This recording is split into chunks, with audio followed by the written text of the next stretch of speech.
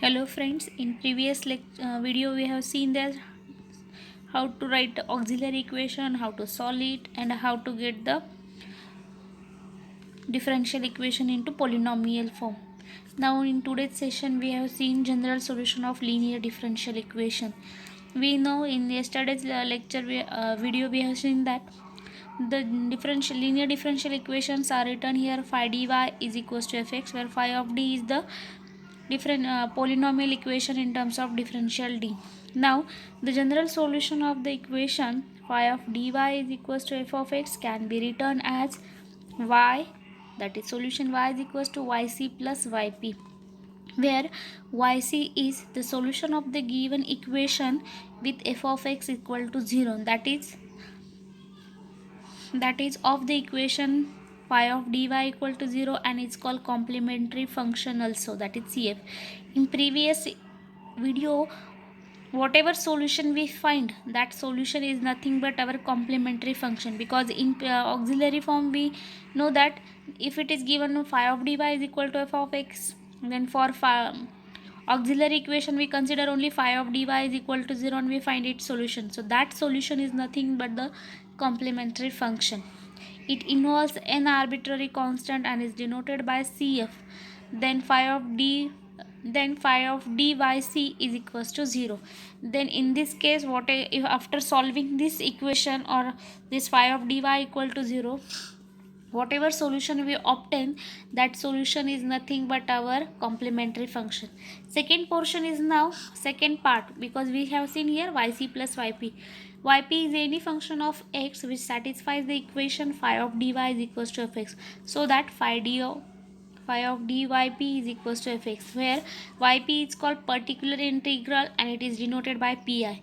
It does not contain any arbitrary constant. Note that in complementary function it contains arbitrary constant, while yp does not contain, that is particular integral does not contain any arbitrary constant. Now we have seen what is meant by phi d, how to write the phi d, and how to consider phi of phi d. Now here we are considering inverse operator 1 upon phi d, or we are considering inverse operator of phi d, where we define 1 upon phi d f of x as that function of x which when acted upon by the differential operator phi d gives f of x. That means here 1 upon phi d we considered as a function of x. When we acted this function on differential operator d, phi of d, then it gives the function f of x to us now. Hence in notation form we can write here phi of d 1 upon phi of d f of x will provide us f of x, and 1 upon phi d f of x satisfies the equation phi of dy is equals to f of x. That means this 1 upon phi d f of x can satisfy the given differential equation, that is f phi of dy is equals to f of x, and so is the particular integration of, or particular integral of the equation phi dy is equals to f of x. Thus the particular integral of the equation this, that can be written phi over dy is equals to fx. In case it can be written as yp is equals to 1 upon phi d of f of x. Here f of x may be any given function. It may be transcendental function, logarithmic function, exponential, algebraic, whatever type is given here.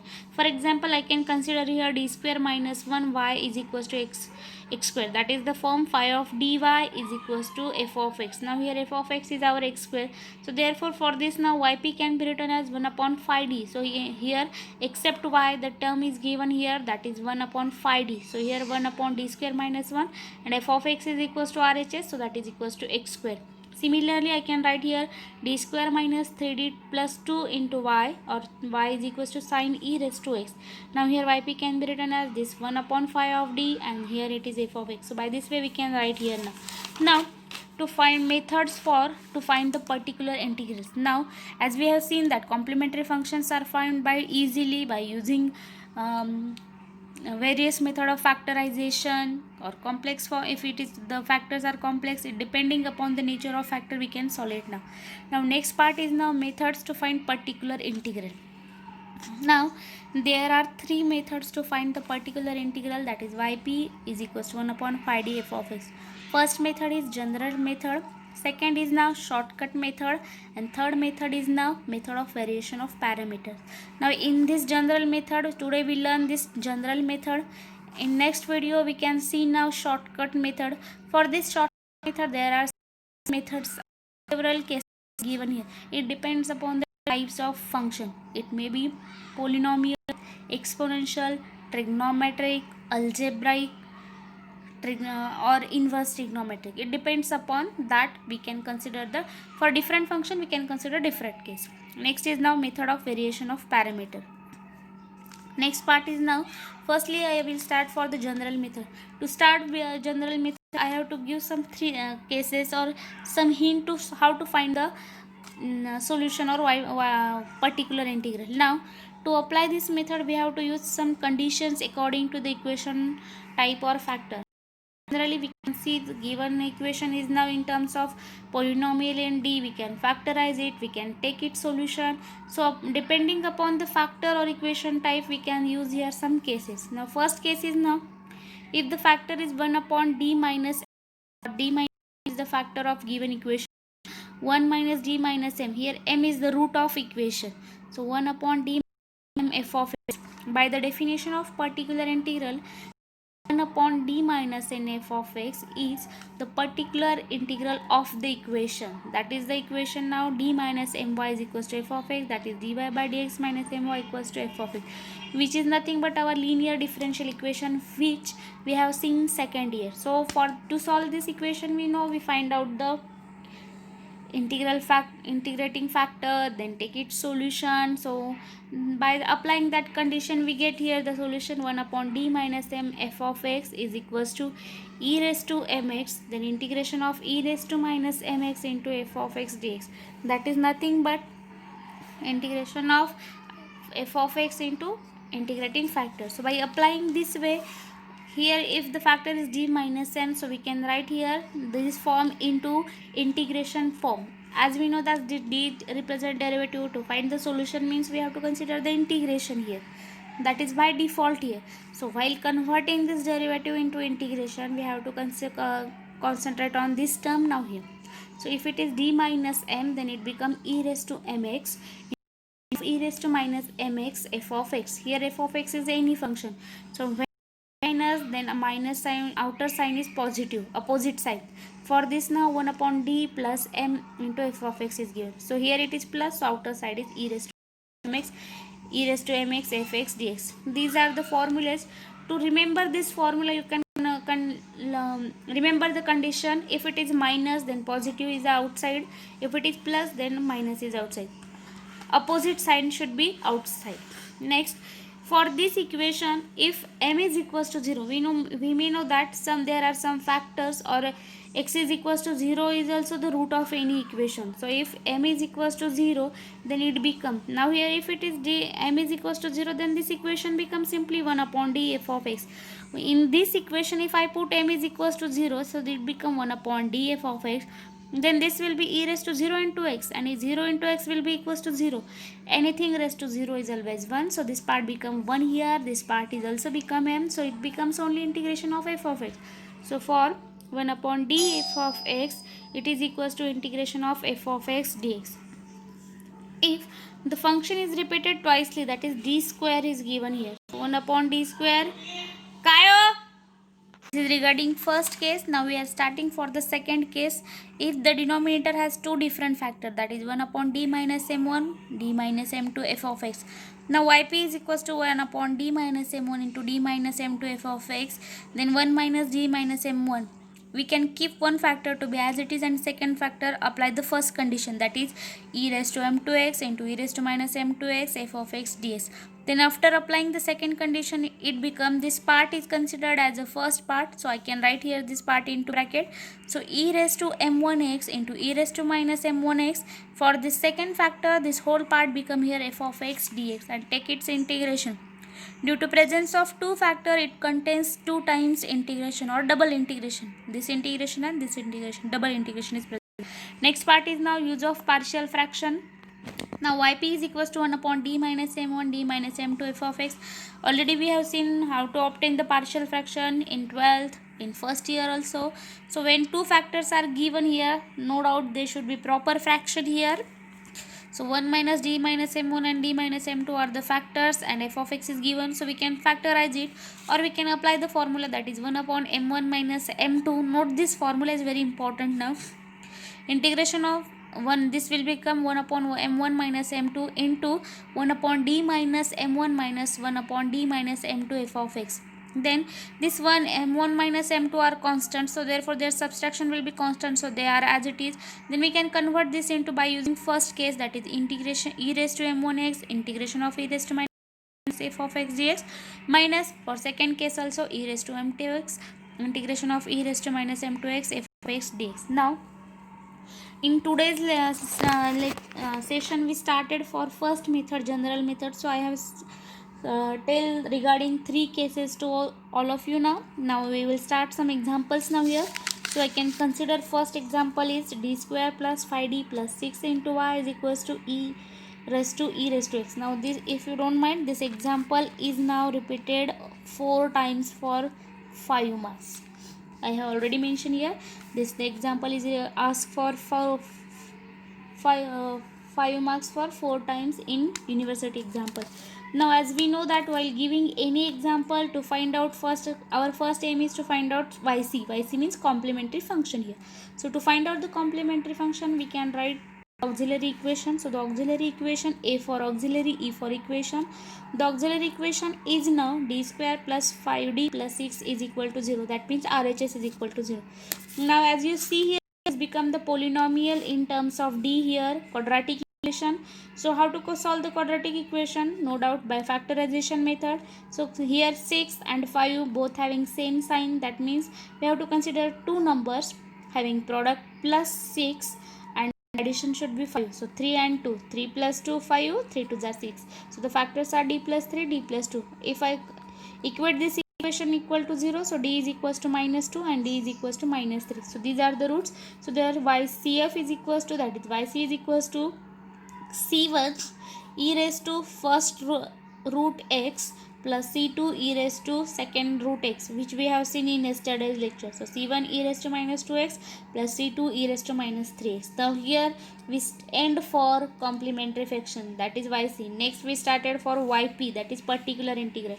Now for particular integration, I can see right here 1 upon 5d, whatever this function is obtained, that is 5 of d. So 1 upon d square plus 5d plus 6, and f of x, that is RHS value, that is e raised to x.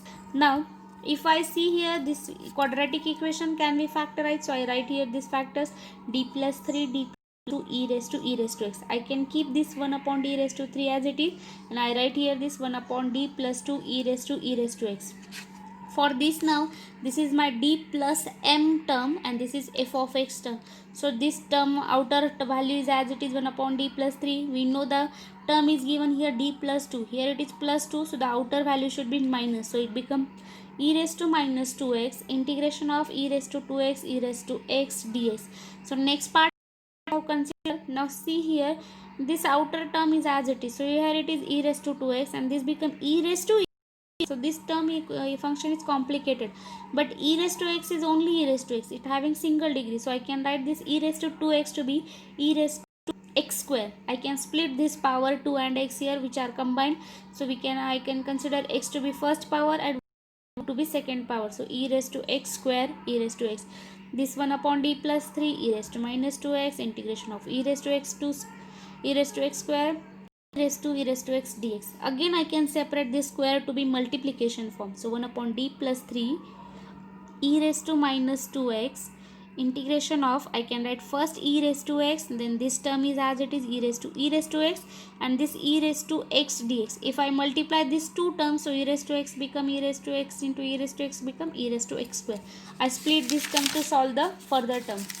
Now as the function e raised to x is complicated, so we cannot solve it directly, so I make here substitution.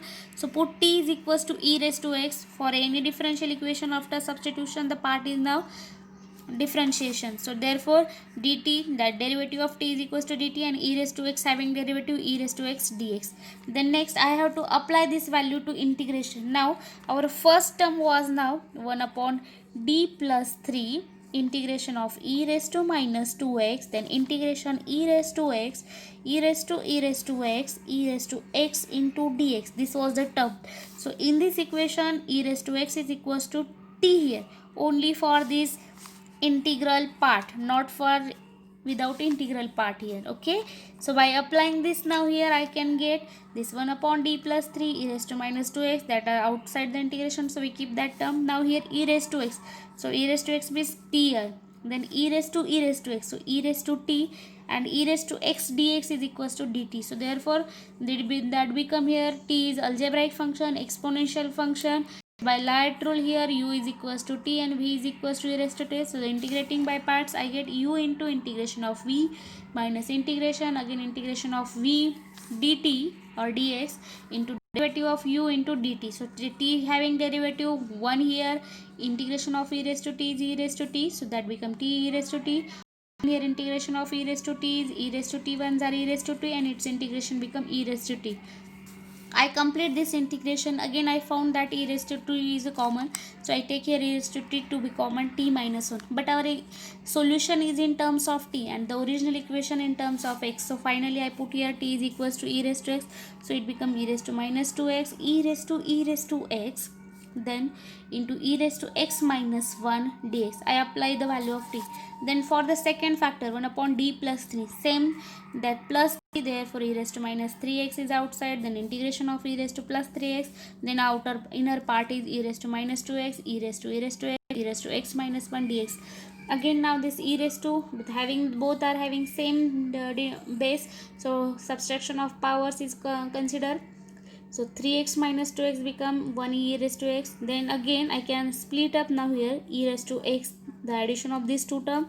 Then this e raised to x minus 1 is here, and this e into e raised to x is here.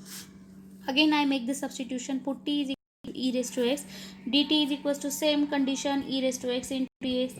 Then again this e raised to minus 3x outer as it is. Then e raised to t become here, this e raised to x become e raised to t, this become t minus 1, and this e raised to x dx is equals to dt. Again this will be converted into u in form. This is algebraic function, this is exponential, so u is equals to this and v is equals to again u into integration of v minus integration again integration of v into derivative of u into dt. So t minus 1 having derivative 1, integration of e raised to t is e raised to t here, this t minus 1 and integration of e raised to t is e raised to t. So therefore by applying this values as it is, so this become here now e raised to minus 3x, this become our t minus 1 e raised to t, then minus e raised to t1 into dt, its integration is e raised to t. Okay, all integrations are completed. So taken e raised to t to be common, t minus 1, and this minus will become t minus 1 minus 1, that is t minus 2. Now all the integrals are completed, so apply the values now. T is equals to e raised to x, so e raised to minus 3x, e raised to t means e raised to x minus t minus 1, that is e raised to x minus 2. Then apply, this is y. From this now I multiply this e raised to minus 3x to this value, so e raised to minus 3x into e raised to x, minus 3 plus 1, so minus 2x, and minus 2 as it is e raised to minus 3x are e raised to minus 3x, so e raised to x, e raised to minus 2x, minus 2 e raised to minus 3x. So the general solution is equal to now yc plus yp. So I apply here y is equals to yc value is now c1 e raised to minus 2x, c2 e raised to minus 3x, e raised to minus 2x minus 2 e raised to minus 3x e raised to x. So by this way I can solve this example. Now next for, now I consider here exponential function. The famous term part is our, we have seen that in these terms most of the